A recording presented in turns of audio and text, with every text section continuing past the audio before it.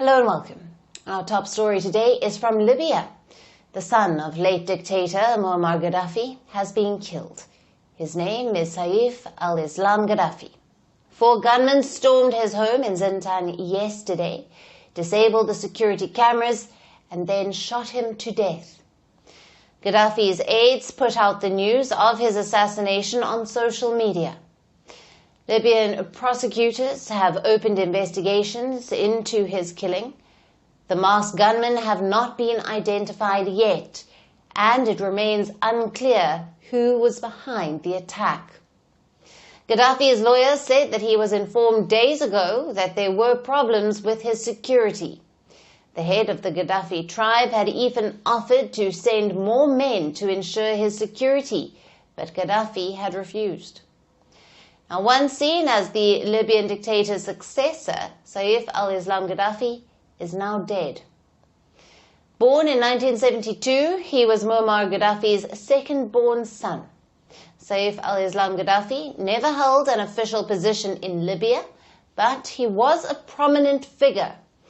He was a Western-educated man and spoke fluent English.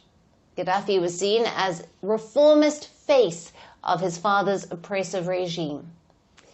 In the early 2000s, Gaddafi played a leading role to repair Libya's relations with the West. But when the rebellion broke out against his father in 2011, Gaddafi chose family over society and led a brutal crackdown on dissidents. He called them rats. Now, Gaddafi had warned that rivers of blood would flow. Then the NATO-backed uprising toppled his father, who had ruled the country for more than 40 years. Later, in October of 2011, Muammar Gaddafi was killed. Now, following this, a civil war broke out, and Libya plunged into chaos that is still struggling to recover from this. Now, after his father's death, Saif al-Islam Gaddafi was accused of torture and extreme violence against the dissidents. He was put on the UN sanctions list, and he was also banned from traveling. Gaddafi was also wanted by the International Criminal Court for alleged crimes against humanity. Late in 2011, after the rebels took over the capital of Tripoli, Gaddafi had tried to flee to neighboring Niger, but he was captured by a militia and flown to Zintan.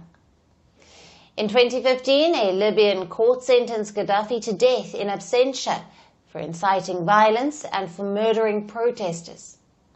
Now, after his release from detention in 2017, Gaddafi spent years underground in Zintan to avoid assassination. Then, in November of 2021, Gaddafi announced that he would run for president. Anti-Gaddafi forces in western and eastern Libya lodged a protest. Now, the country's High National Elections Committee disqualified him. The elections were postponed indefinitely, and Libya returned to a political deadlock. Since the bloody ouster of Muammar Gaddafi, Libya remains divided between a UN-backed government based in Tripoli and an eastern administration that is backed by Khalifa Haftar. Gaddafi's son met the same fate as his father. He has been assassinated, but the Libyan power tussle is still ongoing. Now it remains to be seen how Saif al-Islam Gaddafi's death will reshape the country's politics. And for more on this, we have with us Meki Al-Maghrabi, an international affairs expert, joining us live from Cairo, Egypt. Thank you for being with us. Welcome to Firstpost. Thank you, Alison. Now, Meki, what impact could the killing of Saif al-Islam Gaddafi have on Libya's already fragile political and security landscape? Yes, it's true that Saif al-Islam, he is the son of the dictator. He has the legacy, or the negative legacy actually, of his father, the dictatorship of Muammar Gaddafi. But in reality, Alison, Saif Islam Gaddafi was a charismatic leader. He didn't just build his leadership on his dad and his tribe and his money. that taken from the former regime in Libya, but he was a charismatic leader. But his death wouldn't be an earthquake for Libya. Why? Because Libya's institutions are already cracked. And this is not the first assassination to happen after Gaddafi time. And unfortunately, it wouldn't be the last one. Because what's happening now gave the armed group a permission for more violence, more than a warning. Right, and given Saif al-Islam Gaddafi's symbolic weight as the son of Libya's former dictator, does his death now close the chapter on any political potential comeback by the Gaddafi family? Yes, most likely closed.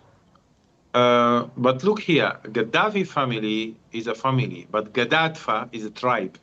They belong to a wider umbrella. It's named Gaddafi, and they have their own stronghold as a tribal power.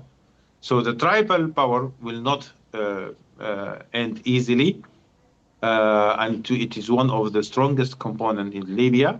But the family brand of Gaddafi itself now vanished, because the only or the last one who can be the brand holder and run for presidency or for leadership was Saif al-Islam. He has some skills to do that.